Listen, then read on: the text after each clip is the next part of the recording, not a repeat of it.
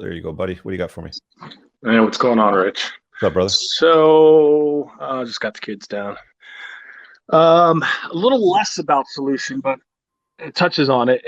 And maybe you covered this in the last video, but I just can't get the quote out of my mind, and I'm going to butcher it. But when they came for the plumbers, I didn't say anything because I wasn't a plumber. When they came for the bakers, I didn't say anything because I wasn't a baker. And then eventually it gets to you, or whatever it is. When they came for me, there was no one left, right? Mhm. And so, should we do something? I just can't get that out of my mind. If we don't do something at some point, we're the last ones standing, and the last ones that they're going to be coming for. And so I feel like there's got to be it's more pragmatic than if we have, this big obligation to do something for others. To me, it comes down to self-preservation. And then Yeah, I obviously know, but it's like kids and the frog in the pot, right? Like it doesn't know that it's being boiled because it gets cooked so slowly. Most of society is so resilient to all of this nonsense. It's like, like one thing at a time. Like they never claw back the tax rates. They always tax you more, right? It's like they just slowly kind of do it over time. And it's like, they came up with taxation. Why? Because they ran into a bunch of debt decades ago, and they're like, well, we need to pay this shit off, so we're just going to tax you for a little bit, but we promise it's only temporary. And it's like, yeah, I mean that's how they just do kidding, it. psych, right? Getting a little feedback. Yeah, that's totally the tools of tyranny, right? Is to chip Right. away. But there's also this element of particularly in the Western world, and particularly in America, Canada. I mean, we're just so fat and numb, Mhm. right? I mean, we're numbed by TV, we're numbed by porn, we're numbed by booze, we're numbed by gossip. We're So that just all goes numbed back by to the I everything. don't care blog that I just read, though, right? It's like, why do we want to care about all this stuff when we don't have any control out of it? And we've always been an us versus them society, right? No, yeah, absolutely. But I think that's why we see this decline, because we're so numb. We're fine with a little concession here, a little concession there. It's That's back to up. your frog in the pot, right? That's what's happening around us, and some of us are clued in a little bit more of the writing on the wall, as you said earlier, right? We see what's happening, and then the question comes: do we do anything about it? Is there a solution? Do we feel like there's a meaningful impact we can have, and if so, is it worth our time and effort? And the other thing I think is interesting: most of the people that are having this debate, we're having the debate because we're focused on kicking ass for ourselves to begin with, right? We're not crying about things. We're not complaining there's a wall in front of us. We're just climbing over it or going around it or going under it, right?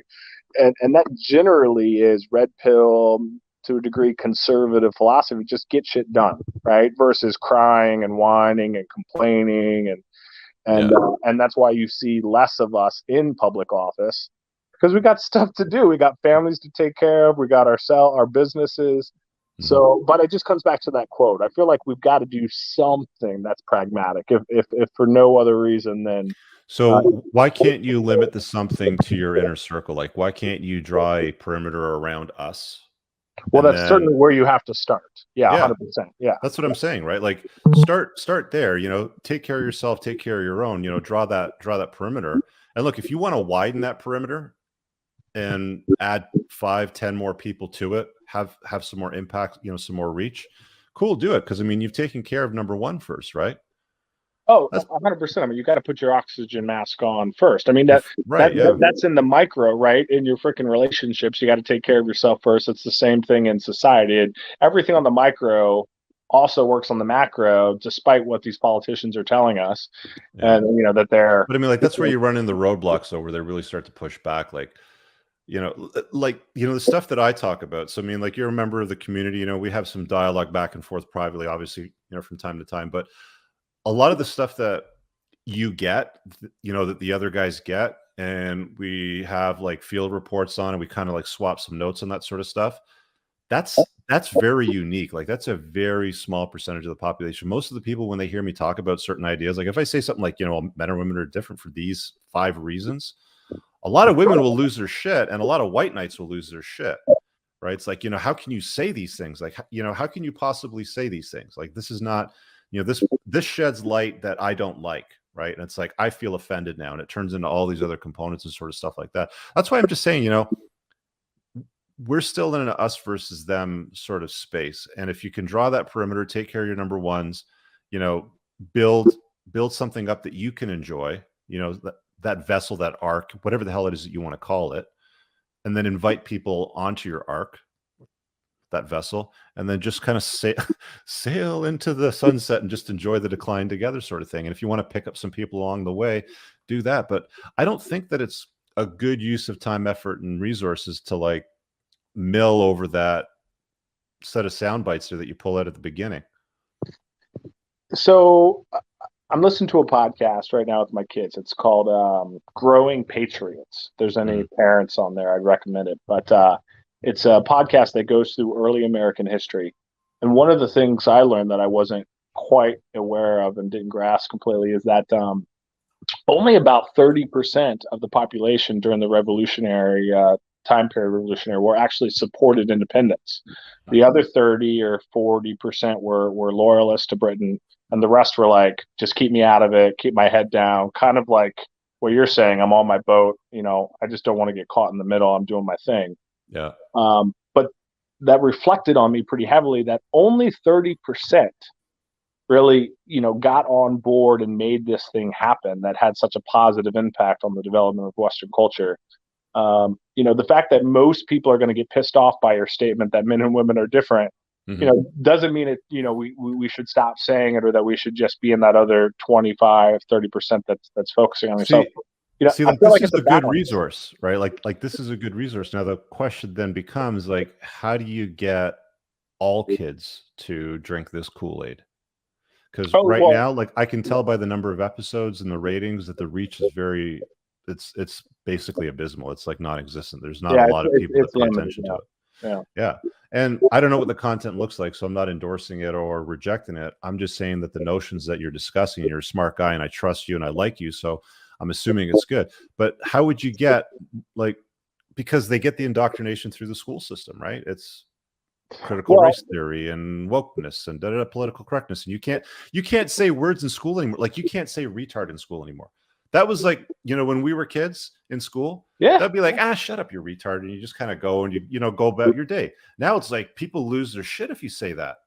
Well, I think there's two things happening there. One, you know, I think you and I would agree that there were some things that needed to be addressed, but the problem is the pendulum swings too far, right? And the people take it too far.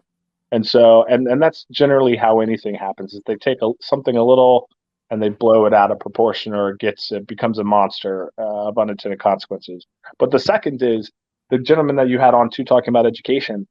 That's an intentional, by design, Marxist, leftist strategy. I mean, they've been talking about integrating and infecting and targeting the education system for probably about 3 decades now. That is part of their strategy. Oh yeah. And so it's a, you know, strategy for strategy to counter. I think the rise of truth-based education, or whatever we want to call it. Do you have your kids in the public school system or a private school system? Private school. Private. Yeah. And like on the naval base, they say the Pledge of Allegiance. There's still a Christmas pageant. Okay. So, and that was an important move that my ex-wife and I agreed on and made. But, you know, even that is not, you know, perfect, but, you know, it's an 80-20 approach, and it's much better than the public. But there's a great book about public education called Get Out Now. And it talks about just how bad the public school system really is. And it's, you know, it's all because a small amount of people exert a huge amount of pressure on one administrator, on one school district. You know, they get these activists across the country coming down, you know, like a hammer on one district to get what they want, right? And then they use that as an example, and they go to the next, and they go to the next. They're not going to stop, right? So if we, you know, enjoy the decline, well, there's a couple things there. One, how long is the decline going to last before shit really hits the fan? And we're not talking about enjoying the decline. We're talking about surviving the decline, right? And that's a different conversation. And so surviving is going to come from a collapse, right? Like, we're not talking about surviving. We're just assuming that they're going to keep on kicking the can down the road in our lifetime. Well, and then you got your kids, you know, you looked out at them and you're like, what are they going to inherit? Yeah. I think we got to at least 5% of our effort, you know? I So get it, but I mean, like, I'm in the save the West, but pragmatically camp. You know, like I get it, and to to one degree, like it's like I'm kind of glad I got a daughter because it's like women, like if you understand the they way the win world either works, way. They win either way. yeah, Yeah, yeah, except for yeah. except if they're part of that 60% unhappy blue pill women group. Right, right. Yeah, well, yeah, there's all kinds of problems that kind of like pile onto this, right? It's just, we could have this conversation for hours, but it's just like, hey, you know what, man? I think that we agree that things are on the decline. So do we agree that you can enjoy it as it's going about its business? 100%. I mean, you Yeah. have to find joy and gratitude What in about all. money though? Because I mean, like money obviously matters, right? Because I mean, you have the ability to put your kids in private school, right? So like, do you need money to enjoy the decline? Like, would you say that, or do you disagree with that? I think it depends on your individual circumstance. I just was mentioning the other day to a buddy of mine, if I didn't have my kids, I'd be in a customized van that I built myself, driving through Sedona right now, right? I mean, I'd be able to do it pretty cost effectively. Mm. You do need money, but there was an interesting video from someone, what Jennifer Molesky or whatever. Do you follow her at all? She's like the dating advice chick. Kind of. She's anti-blame, anti-victimhood. I think she was at Okay. one of the conferences a while back. She didn't do so well at the conference, but I like her channel. She had a good video recently that just talked about money being a tool and the way that it flows, and she framed it well. You can make money in this environment. I mean, there's so many Oh yeah. so many different rabbit holes that you can go down. You got to be intentional about it. Yeah. But money isn't really an issue if you're putting in the time and effort. If you've got an IQ over 110, and maybe even less than that, right? I mean, Yep. persistence is all that it really takes at the end of the day. But I agree. yeah, you need a certain amount of money, of course, Yeah. based off of what you want your comfort level and what you want your Would lifestyle you to say be. that it's mandatory though if you want to enjoy the decline? I mean, you couldn't enjoy it like so. Here's here's the problem that most people have is that they don't have freedom to maneuver. They don't have access to financial resources and stored value. They're reliant on it. Like they say that if you like a se- I think it was Kevin O'Leary that said this, but he said something along the lines of they they give you a salary to kill your dreams, or a Right. salary is a drug that they give you to like kill your dreams, basically. And there's also the people that are also on government assistance that rely on state handouts.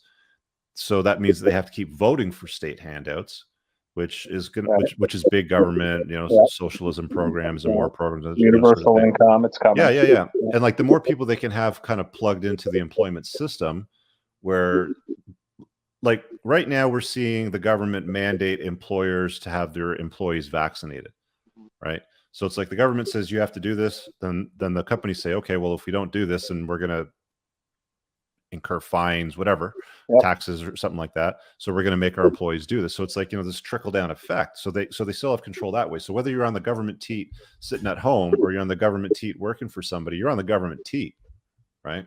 Well, I think it's back to the phrase you've used in the past. Do you want to bring in fuck you money? Do you want to not just enjoy it, but do you Mhm. want to be able to be vocal, do, unbound, say anything, go anywhere, with a certain level of impunity or lack of risk that they can cancel you versus do you just want to enjoy it, right? Do you Yeah. want to be quiet in the shadows, doing your thing, right, and enjoying your day to day.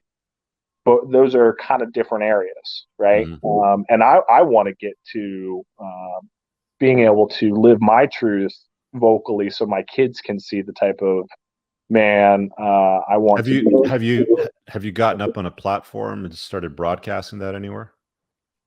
In terms of my thoughts and beliefs and where I stand on issues. Yeah, yeah. Because I mean, like, you've got this hope that things can be saved. Like, like, how do we remedy this so that my kids don't live in a fucked up world, basically? I've got a mixed bag, and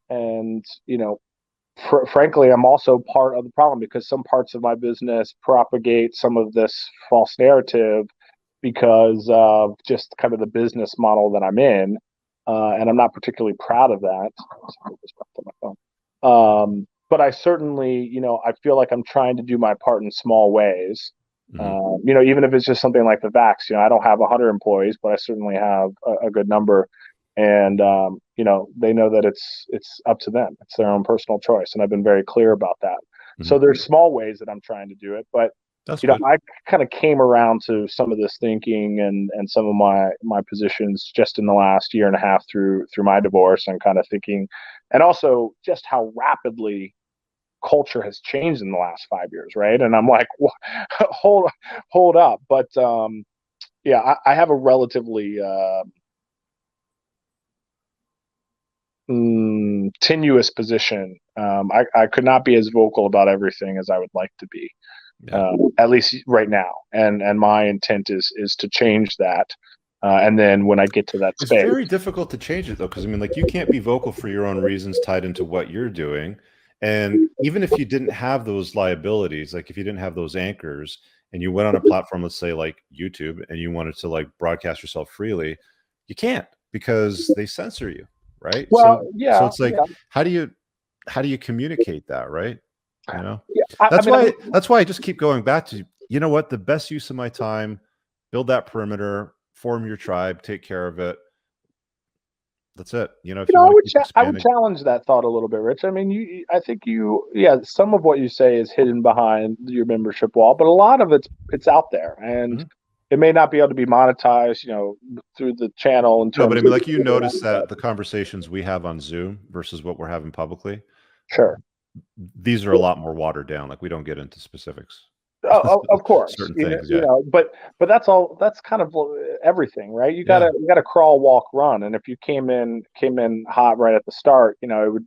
People they need to be led, right? And Yeah. it's a process. And the same way they're incrementally taking them down this ridiculous cultural road, we got to incrementally show them the light and be beacons. And you're right. It starts with taking care of yourself, taking care of Yeah. your surroundings, being someone's like, hey, how did you do that? Like, what's your, just like that guy in the group the other day was talking about his brother-in-law. Like, you invite him out for a beer, you mention a Mhm. couple things, and see if See he what they bites. do. And if he doesn't, you don't diarrhea of the mouth and throw up on him because he's just not ready for it. Yeah, I can say this. I mean, like, one of the things that I am mindful of is like, I talk about concepts and ideas, and it's like, I need to embody them, and I won't talk about things that are a violation of the beliefs that I rule in my own life, right? So when I tell you guys to fucking learn how to fight, I'm at the dojo several times a week learning how to fight, right? Like, like when I say self-care matters, like, I'm not fat, like, I'm on my bike, I'm doing my cardio conditioning, like, I take care of myself, right? So I can lead by example in that way. And I think that's a great thing that, that we can do as men is, set those examples for our own kids and people that look at us, even if they want to flick boogers at me, right? Because I get a lot of that. There's a lot of nerds out there that think that they know better, hiding behind their computer screen and a fake avatar. There's a lot of this stuff that like goes on where people try to challenge you, right? And it's like, dude, get in the ring, man. Get in the ring. Well, totally. I mean, that's all noise. That's distraction. That's not even Yeah. worth it. If they're, what's the other quote? Criticism rarely comes from above. It always comes from below, right? Yeah. People that see you pushing, they respect the battle and the Right. effort. People below you that aren't doing anything are the ones that want to throw the knives. Yeah. And but you said something earlier too. What was it about? Our anchors and our hangups and whether or not we can live that truth. I think that's got to be some part of the solution is that we've got to introduce these thoughts earlier on before people make these decisions Mhm. to go take a job, paying them 150 where they can't say peep, right? Without fear that they're going to lose or without going along, or they get involved in the wrong relationship with someone with totally different philosophy and they feel like they can't say peep, and then they've got kids and then they're tied with that. And, Yeah. we've got to, there's another member of the group that's 10 years older, and he likes to bring up, hey man, you got 10 more years with this truth than I did. And then we busted Moff's balls because he's 10 years younger than I am. So I'm like, well, freaking Chris has got 20 years, Mhm. jump on you and 10 on me. So figuring out how to teach these lessons earlier. And I've recently picked up Rollo's book, book number 2, that has the chapters about parenting. So reading through that, and I think it does start with our kids, right, and making sure that they've got the right mindset to go out into this world. And if enough people have that, then then the sea changes, because ultimately these people that we're going against, they're not producers, they're not producing things, no, right? they're net takers. They're takers. So at some point, right, that the balance starts to shift again. And you also mentioned something about politicians earlier. I saw another video I thought was interesting, that power and politicians, or power, is inherently anti-intellectual, right? Because critical thought and Well, it deep explains why a reflection. lot of politicians are so dumb. Well, and because those things, thoughts and reflection, pondering, it challenges power, right? So power almost by default has to be anti-intellectual, right? It's got to dumb itself down to attempt to do what it needs to do, which is to get people in line, and it doesn't want to have those critical conversations. Yeah. So I mean, there's a lot there, but at least 5% of our efforts got to be, to the greater good, because otherwise we got to at least stem the tide. So we've got to have some faith on our deathbed that our kids have a fighting chance. I'm doing what I can here, with the YouTubes of the world, to try to impart, what I see. And, there's some stuff people agree with, there's some stuff that people don't agree with, right? Sure, of course. I don't agree. I mean, 100%. Yeah. We can always agree to disagree. That's how proper situations work. That's right. That's how it used to work. That's how it used to work, man. It used to be like, hey, I got vaccinated. Cool. Did you get vaccinated? No, I didn't think it was worth my while. Okay, cool. All right, cool. And then you just kind of walk away. That's how we normally work, right?